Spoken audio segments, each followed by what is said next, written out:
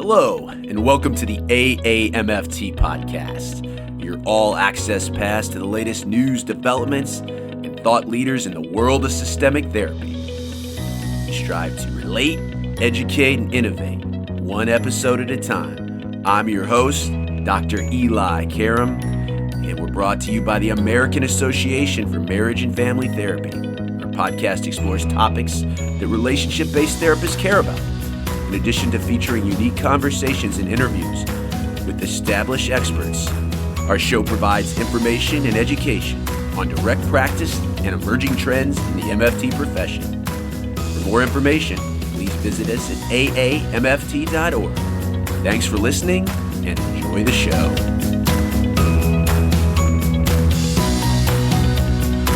Infidelity is hardly a new phenomenon. It's existed for as long as people have united, as couples, married or otherwise. MFTs report that affairs can happen even in happy relationships, as well as troubled ones. Recent national surveys indicate that 15% of married women and up to a quarter, that's 25% of married men, have had extramarital affairs. This incident rate is about 20% higher when emotional and sexual relationships without intercourse are included. As more women began working outside the home, their chances of having an affair have increased accordingly. The good news is, depending on what caused one partner to wander and how determined a couple is to remain together, infidelity doesn't have to result in divorce or the ending of relationships.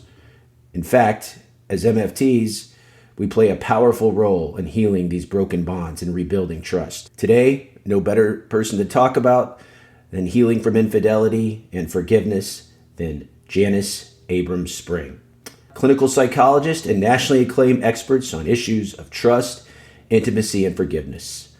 Her book, now in its third edition, After the Affair, Healing the Pain and Rebuilding Trust When a Partner Has Been Unfaithful, has sold more than 600,000 copies. The new edition has an afterword, in which Janice answers clients' troubling yet often provocative questions regarding the affair recovery process. She's also the author of the award-winning How Can I Forgive You? The Courage to Forgive and the Freedom Not to. She's been in practice for over 40 years in Westport, Connecticut. She has won the Connecticut Psychological Association's Award for Distinguished Contribution to the Practice of Psychology. She originally trained at UPenn with the famous originator of CBT, Cognitive Behavioral Therapy, Aaron Beck, and she served as a supervisor in the Department of Psychology at Yale University. You can find out everything you want to know about Janice at janiceaspring.com. I'll be back after the interview. Eli, back with you. So happy to be joined by Janice Abrahms Spring, author of After the Affair. We're going to talk a lot about working with affair couples. Janice has been doing this for over 4 decades and is really a national authority, an international authority on working with couples. Janice, the first question is always, how did you get interested generally in working with couples, but specifically infidelity? Well, Eli, thank you for doing this interview with me. There's a personal story, and I could spend an hour talking about that, so I won't do that. But often there is a personal story that directs us into an interest. And my story takes place when I was 18 years old, so we're talking 1968, and I got married. And I can't believe my parents actually allowed me to get married so young. But anyway, what happened is my husband and I went on to have 2 children, and I hired a young girl to help care for them. At the time, I was training with Aaron Beck at the Center for Cognitive Therapy. This was so many years ago. This was before he had written his seminal book on cognitive therapy of depression. He was writing it at the time. And I would fly to Philadelphia once a week to study with him. And I hired this young girl to take care of the kids. And going down the road, I learned that my husband was having an affair with her, and the marriage ended. I went on to write this book, After the Affair, Healing the Pain and Rebuilding Trust When a Partner Has Been Unfaithful. Most of us as therapists, we have a personal story of why we do what we do. So this really hit home at a very early age when you were going through your training. I mean, there was no books like this written at the time. How did you get through your own trauma? Well, the story goes on. And at one point she called And they got married, and she called and asked if she could apologize to me. And we set up a time when she was going to call. And this was, of course, before cell phones. So I came home from my office. I'm sitting by the phone waiting for her to call, and she never called. And it was that set me on the path to write my second book, How Can I Forgive You? The Courage to Forgive, the Freedom Not to. And in that, I developed a healthy model for not forgiving, a radical model, when the person who hurts you isn't sorry and isn't available to make meaningful amends. Forgiveness is reserved for the person who has the courage and character to make good. Let's, for our listeners, start by getting a baseline definition of infidelity, because one of the things about working with couples that is challenging, sometimes partners define it differently, therapists define it differently. So to ground us, how do you define infidelity? So it's very important that partners discuss what's kosher and what's not, and to come up with a definition that they agree on. I mean, the truth is that most people know when they're violating their partner that they're doing that. That's why they keep it a secret. If they thought it was fine, they would tell their partner, but obviously there's a lot of cover-up because they know it violates and it would destroy the relationship. So my definition of affairs is that affairs are broadly about secrets and the violation of trust. So in general, I say, as a kind of easy working definition, if your partner were in the room looking over your shoulder, watching you, feeling very uncomfortable with what you're doing, you should know you're doing something wrong. You should know that you're doing something that violates them. So the idea here is you alone don't come up with a definition of what's an affair or what's allowed in the relationship. Always see it through your partner's eyes. How would they feel? I think that is good wisdom, the nature of secret. If it wasn't secret, and I always tell couples and my students, if you could do the same activity with your partner there, with this other person and feel okay about it, you're probably in a good spot. If you feel like you couldn't, that is a slippery slope. So that's what it is. What do you think? Because many couples will present almost like we've moved in the field to this trauma model. Depending when you see them, you could be like a first responder as a couples therapist to a trauma, especially for the injured partner. And for the participating affair partner, it feels different. But I am curious what you think over your 4 decades of doing this work. What do you think are the necessary conditions for a couple to be good candidates for repairing a rupture in a relationship like this? Well, one is you have to have realistic expectations. You know, if the unfaithful partner thinks they're going to say, I'm sorry, and it's going to be over, it's not going to work. So realistically, I've found that it takes about 1.5 years from the time when the hurt partner has discovered the affair, the unfaithful partner has had a formal ending in no uncertain terms, and the couple is working on rebuilding the relationship. I would say from that point, think 1.5 years of working to rebuild trust and connection and address the injury. And during that time, I think it's important for couples therapists to prepare the couple that it's going to be a roller coaster ride, up and down, and there will definitely be times when they'll feel it's hopeless and that too much damage has occurred and they can't possibly rebuild. And I tell them that the couples who succeed hang on. And it's kind of like walking through a black cloud. You don't know where you're going, but you just keep walking. You keep doing the work until the sky clears. But they have to have realistic expectations about what it's going to require. Those couples who recover from affairs, what they go through in order to rebuild the relationship. Let's assume all contact with that third party has stopped and the couple is committed to trying to rebuild trust. Let's talk about how to do that. You know, I say trust is not built on verbal reassurances. Trust is built on concrete behaviors. I have couples spell out, basically, what concrete behaviors matter to them that help build trust. And in the book, there are lists of sample behaviors, both in the flesh and in cyberspace, types of trust-building behaviors. So It could be, in the past, it may have been, I don't want you traveling. You used to meet this person when you travel on your business trips. You'd meet them in San Francisco. You'd meet them at the hotel. And I can't trust you at this point traveling. I don't want you to travel. It could be, if I call you on your phone, pick up. Even if it's to tell me you can't talk or get back to me just for a minute. When I call you and you don't answer and you disappear for 2-3 hours, of course, where does my mind go? So I need you to be responsive to me. It could be something like, talk to me about your negative feelings. I don't want you talking to her about your negative feelings.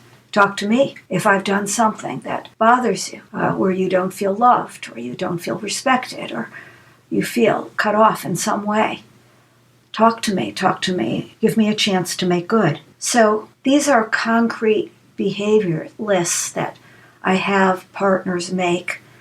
What could your partner do that would help you to trust them? And certainly, yes, I agree, both partners are injured, but the partner that has been cheated on, they obviously have a sense of what kind of restores homeostasis or trust. What if the participating partner is unwilling to give their partner these things? To me, that's an indicator, again, on their wanting to move forward and willingness. So sometimes these things, concrete, operationalized behaviors to regain trust, are outlined, but the participating partner is hesitant. Well, I don't want you to see my phone. Why do you need to put a GPS on me? If they're unwilling, how do you handle that? Well, I'd probably see them in an individual session to try to hear their resistance, to unpack the resistance, and to try to address specifically what it is. It may just be, partly they're not educated, that this is the way trust is rebuilt. It's not through verbal reassurances, trust me, honey, I'll never do it again. It's hurt partners check. They check the GPS, they check because the truth is that the unfaithful partner has taught them, do not trust my word, because I will lie to you, and I will deceive you, and I will violate you. So the unfaithful partner has taught the hurt partner not to trust. So is the way trust is built through these concrete efforts. Now, hurt partners don't want to spend a lifetime checking. It's not much fun. And once the trust is restored, they're happy to give up those behaviors. But I think part of it is for unfaithful partners to have a realistic gauge of how the hurt partner will heal and the hard work they're going to need to do in order to earn the trust. And they may not be willing to do it. Maybe they're insulted. Maybe they feel controlled. These are things that they can talk out with the therapist and perhaps get some education around. I agree with you when you said that this is not a part of the sell to the couple, this is not a permanent checking behavior. This is to reestablish trust, to restore continuity. It is not you're going to be doing this for the rest of your life. Sometimes the hurt partner wants to make contact with that third party. And even if the therapist says, no, put the boundary around it, don't do that, they have questions they want answered. So let's talk about how you would help somebody that wanted to get answers. And some people want to know a lot, very micro details of what happened. How many times did you do this with him and her? What did you think about this? Other times, they don't want to know to that level. So how do we deal with getting your questions answered and hopefully preventing that hurt partner from reaching out to the third party? Sometimes the hurt partner doesn't trust what the unfaithful partner is telling them, and they want to make contact with the affair person. And in fact, this is one of the examples in the new 3rd edition of After the Affair, that this woman the hurt partner went on the husband's cell phone, got the email address of the affair person, and wrote to her on the phone, pretending to be the husband, setting up a meeting because she wanted to ask her questions. And so the affair person turns up at the bar and is confronted with the wife, not the husband, with whom she had the affair. And the wife said, I'm not here to hurt you, but I have some questions, and I'm wondering if you would be willing to let me buy you a drink, and you could perhaps help me with my marriage. Well, this, of course, is very strange that the new therapist is now the affair person, because she felt the affair person would give her the truth in the way that the husband wouldn't. And it was a very interesting meeting, because what happened in that meeting, of course, it's not always what happens. It could really be a disaster. But what happened in the meeting is the affair person was honest with her and caring, and said, obviously, there'd be no reason for me to tell you this if it weren't the truth. What I'm going to tell you is this. Your husband loves you. He loves you more than he loves me. But he hasn't been happy in your marriage. And he feels that at times you just treat him like a paycheck. And you don't want to be intimate with him. You don't really care about his feelings. Sometimes you talk to him in a way that makes him feel terrible. You know, the kids and the dog and everybody else comes first, and he feels invisible to you. And he's hurting. He loves you. He wants to be married to you. You two get into couples therapy and save this marriage. You've got a good family. You've got a good marriage. And these things can be corrected. And listen to me. I am no threat to you. I am no threat to you. You work on your marriage. Well, it was very interesting, because that person helped her in a way that no couples therapist or her husband could, because there'd be no reason that this person would say those things if they weren't true. It's a powerful story, and certainly if it could work out that way, great. But as you said, I think that's probably the exception to the rule. So let's say we have the partners together and the injured, hurt partner wants these questions answered. How do you do that in a structured way that gives both people what they want? It gives the participating partner a way to move forward and not keep coming back to the same questions over and over. And it gives the hurt partner what they want, which is the truth, in order to kind of move forward and know what really happened. How do you help them have a structured conversation? Well, I think, Eli, that's exactly right, that it's better if it is a structured conversation. And so I would meet with the hurt partner, quote unquote, whoever that is of that day, and we would construct a list of questions. What is it you want to know? Now, there are some things, do you really want to know that? You know, sometimes hurt partners just want to make the unfaithful partner squirm. Tell me about her breasts. Tell me how her breasts are different than my breasts. And tell me about everything you did with her sexually that you've never done with me. And I mean, sometimes the questions are meant to punish and to humiliate, or to just make the other person squirm. Sometimes they really want to know the answers. So I say, as much as possible, ask about the two of you. Forget the affair person. Keep the questions to what is it you want to know about that pertains to the two of you.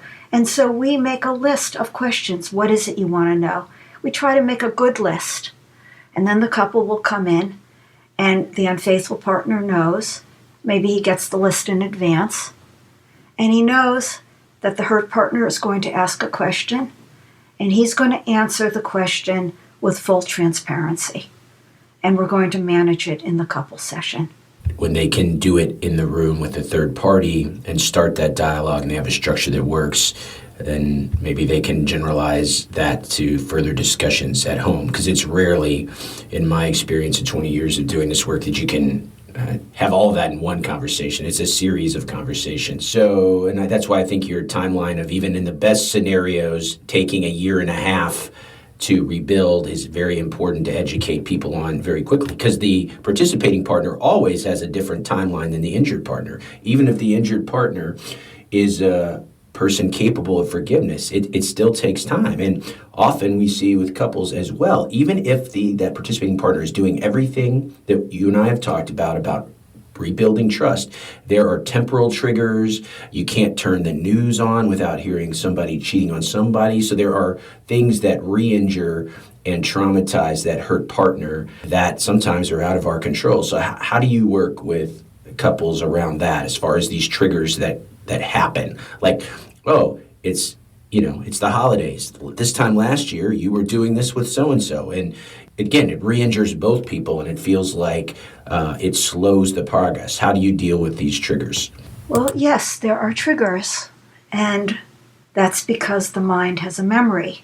Thank God we have our minds, and so we have association. You're going to remember the trauma, and you're going to be pricked, and the wound is going to be reopened. So that's exactly how it works, and that's the way it should work. What we want to do is try to help couples manage the memory, the association better. And so I say, when the hurt party is alone with her pain, nothing good happens. And so the unfaithful partner has to realize that the hurt partner may reach out with a memory, with an opened wound. And they're going to need that unfaithful partner to reach out. They're going to need to feel that person cares about the harm that they've caused them. Sometimes people have discussions, and, we use all our communication training to talk out the hurt.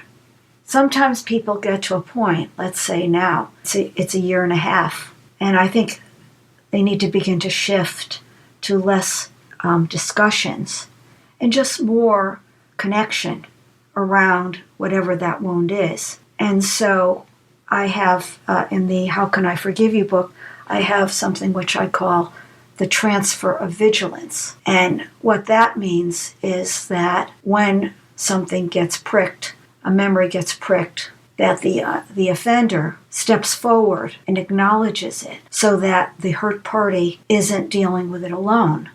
So an example might be this couple goes out to dinner. He had an affair. He ended the affair when his wife found out about it. Now it's a year later, and he takes her out for an anniversary dinner, a wedding anniversary dinner. He had an affair with a woman, let's say her name was Sarah. And they go out to dinner. It's a lovely place, and they order some wine, and then the waitress comes over and says, "Hello, I am your server tonight. My name is Sarah. I'll be back to take your order." Obviously, he realized the wound was going to be reopened for his wife, and he reached across the table and he said, "I am so sorry. This is happening. How are you doing?" And she looked at him and she said, "Better. What you did helps me. You just made it better." Yeah, that is a good story in the sense that when we psychoeducate these couples, as you were saying, these pricks, these triggers are bound to happen. And instead of the participating partner getting defensive or saying, "Oh, that was a year ago, can't you just get over it?" to validate instead of invalidate that injured partner's reality. And that story is a good example of what we were saying a couple minutes ago, that even if that person trying to rebuild trust is doing everything right, things like this happen. They're seeing it through their partner's eyes. It's in the forefront of their minds. And that's when the hurt party feels cared for. They don't feel alone. They don't feel they're carrying the weight by themselves alone. It would seem another protective factor is if the couple agrees who they are going to talk to about the affair and who they're not. I'll give you an example. If in the height of the discovery and finding out, the injured partner goes out and tells their whole family, all their network about this event, it is sometimes hard for them to look, these outside network of supporters, to look at the marriage or the relationship or that cheating partner the same way again. So obviously having someone to talk to, a supportive therapist, a good friend is important, but the boundary about who you tell and how you publicize this is very important. How do you talk to couples about that? I think that sometimes when the affair is first revealed, the hurt partner may want to tell a lot of people. They don't want to be alone with their pain. They want their kids to know because they want to know what a creep the other parent is. They may want their friends to know. They may want their parents to know. They don't want to be alone with their pain. And I think therapists can help patients walk through this, not to just act on the first instinct. Because down the road, when everybody knows, it sometimes makes it more difficult to heal. And they can always decide who they want to tell. But You want to help them make thoughtful, not impulsive decisions, who they're going to tell and how it's going to feel to have that person know, and what is it you want them to know. And sometimes people combine into one decision the idea to forgive and then to stay in the relationship. Those are two separate decisions. But as you were mentioning early in your very personal story, forgiveness helps. It helps both the couple and it helps that injured partner. It is really powerful. Let's talk about how to help a couple earn forgiveness. What I've done is I've gone on to develop 2 healthy responses to an interpersonal injury, like an affair. Could be an affair, but we're talking about any relationship injury between any 2 people. What I did is I went on to develop, instead of 2 models, forgiving and not forgiving, I've developed 4 models, 2 healthy and 2 unhealthy. The 2 unhealthy are called cheap forgiveness. Cheap forgiveness is kind of kiss and make up. I don't need anything from you. We don't need to learn anything. I forgive you, period, which resolves nothing. Refusing to forgive is there's nothing you will ever do to allow me to forgive you. I will hate you the rest of my life. And that kind of, misery and just simmering in hostile juices is not healthy. So those I consider dysfunctional responses to interpersonal wounds, not just infidelity, any interpersonal wound. And then I went on to develop not 1, but 2 models for healing. One I call acceptance, and the other I call genuine forgiveness. And there are 10 steps, which I won't go into here in the interview, that help accomplish these responses.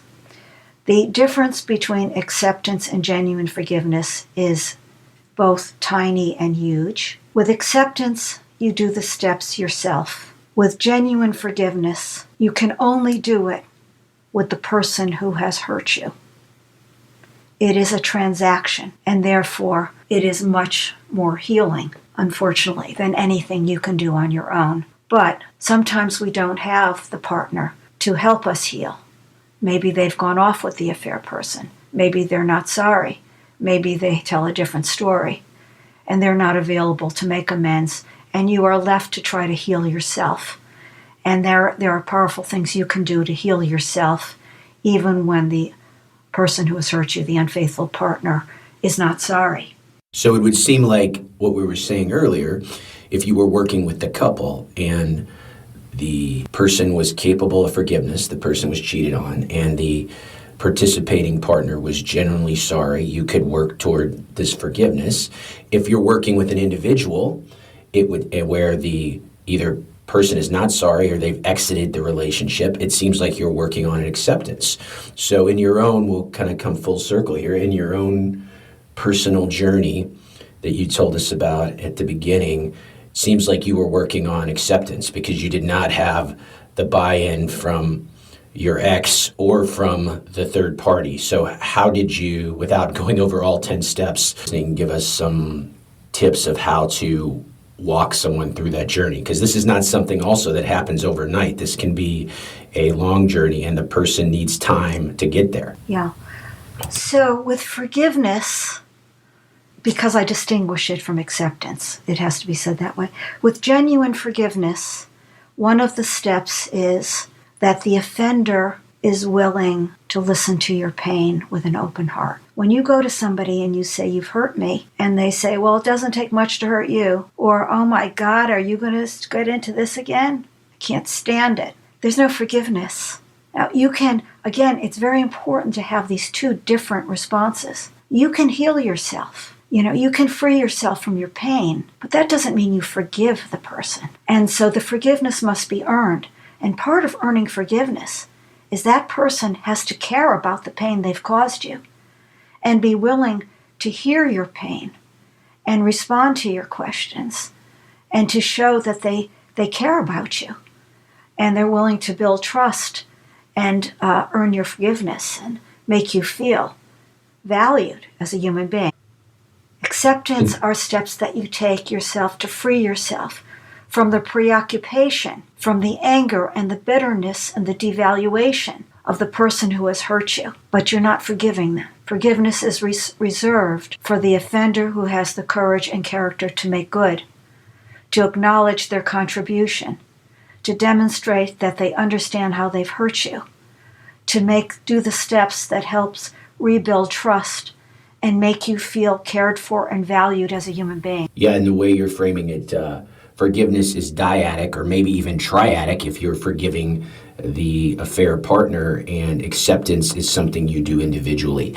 And depending on your modality, if you're dealing with the individual or the couple, it changes things. Now, this idea of you can have a successful, it used to be seen in the field of couple therapy that if you could not save the relationship, that was an unsuccessful outcome. I mean, we don't feel that way as a field anymore. You could go through these steps. You could even attain forgiveness, but decide not to stay in the relationship, whether a committed relationship or a marriage. Talk about that. Talk about the decision after the healing and the work has been done, the decision to reconcile versus to split up. I'll give the example of this couple where the husband had an affair. They have children together. And when the wife found out about the affair, she said, "I'm done. I'm getting a divorce." And the husband was very sorry, and he had abused alcohol. And he said, "Look, we're going to be tied together. These kids we love so much, and I am really sorry, and I've done a lot of things wrong. And would you get into couples therapy with me? And I'd like to earn your trust and your forgiveness." And she thought about it. She came in for an individual session, and we talked about it. And she said, "I will do this work, but do not push me to stay with this man. I have hired an attorney. I am getting a divorce. I want a good settlement. I want to be out of this marriage." And that was the agreement. They were going to do couples therapy and get divorced. And they were going to go on because they shared these kids. And he was going to do the work to earn her trust and her forgiveness so that they could co-parent these kids and be good partners as parents to these children.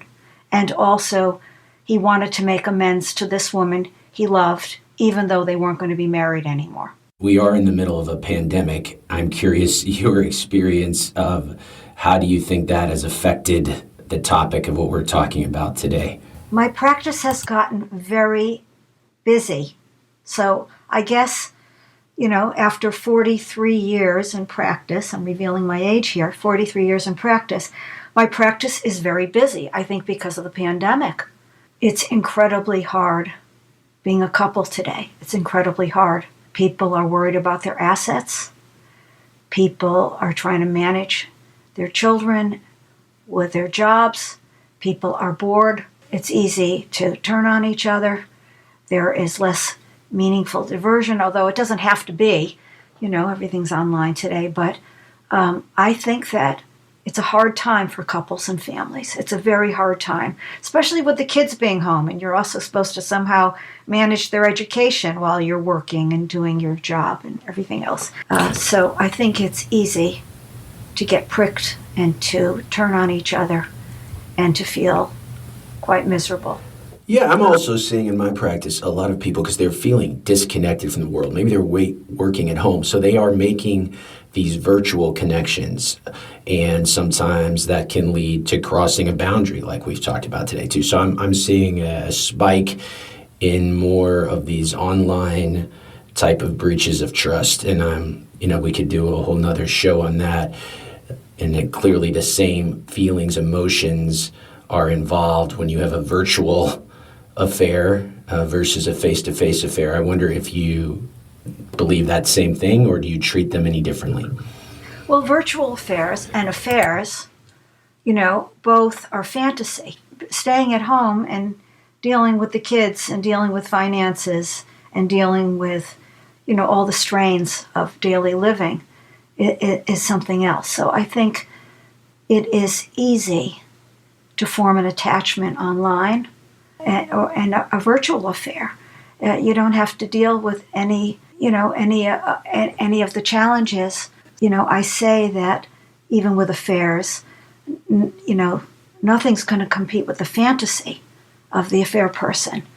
not the marriage partner, and not the affair partner.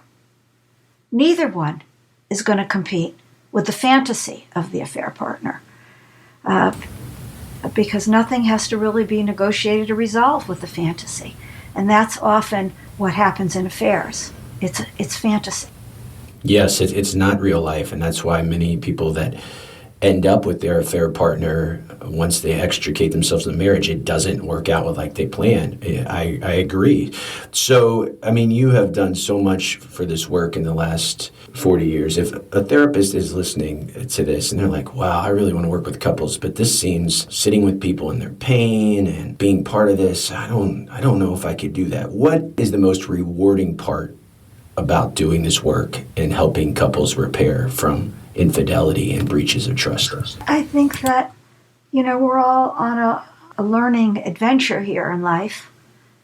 And, people can do hurtful things and stupid things and thoughtless things. And, but human beings are capable of confronting their own issues and learning to be a better partner. Sometimes being a better partner means learning to speak your truth, perhaps in a way that you weren't allowed as a child, overcoming, transcending those childhood patterns and the patterns you've brought into the marriage, and going on to have a second marriage, a new marriage, to the same person. Janice, thank you so much for sharing your very personal story and your wisdom of doing this work for the last 40 years. If our listeners would like to correspond with you, the third edition of After the Affair is out now. It's sold over 600,000 copies. Tell our listeners how they might correspond with you. Well, okay, thanks, Eli. So my website is www.janiceaspring.com, JANISA spring.com. So everything you need to know is on my website. Eli back with you, bringing to a close another informative installment of the AAMFT podcast, where we seek to relate, educate, and innovate one episode at a time. If you're jonesing for more on how to help couples recover from affairs and you've picked up Janice's book, you can also check out your home for couple and family therapy. That's the AAMFT, AAMFT.org. You're going to go to the main page under Enhanced Knowledge. There you'll see online education and training, which is the home to Tenio. That's AMFT's online education system, on demand, continuing education when you want it and what you want to be informed about. So if what you want to be informed about is more on infidelity, please check on there. There's 2 offerings by a husband and wife team and my colleague and longtime close personal friend, Adrian Blow, and his wife Tina Tim of Michigan State University, where they're talking about integrative treatment of infidelity and also secure attachment and mindfulness in affair recovery. So you can check out 2 offerings there on Tenio. If you're marketing your services, AMFT has a series of helpful pamphlets, a hard copy version. One of these therapy topics is infidelity, and they're written for clients and potential clients. The therapy topic series are designed to educate consumers and help you market your services. The brochures contain easy to understand information, no jargon or psychobabble there, and resources. They discuss the role of MFTs in treating problems affecting our populations, and certainly one of those problems is infidelity. Each packet contains 25 brochures, and obviously if you're a member, you can save on those, and you can find out everything you need to know about that on AAMFT.org. I appreciate you dropping me a line.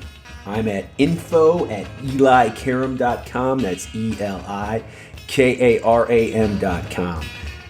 That's where we get ideas for shows like this, whether we're doing a deep dive into a topic affecting couple and family therapists like infidelity, or we're interviewing one of the pioneers in the field. You drive our content, and I love hearing from you. Check out back installments of the podcast wherever you download your favorite podcast. Google Play, Stitcher, Spotify. I'm partial to Apple Podcasts, and as always, I really appreciate a review and star rating.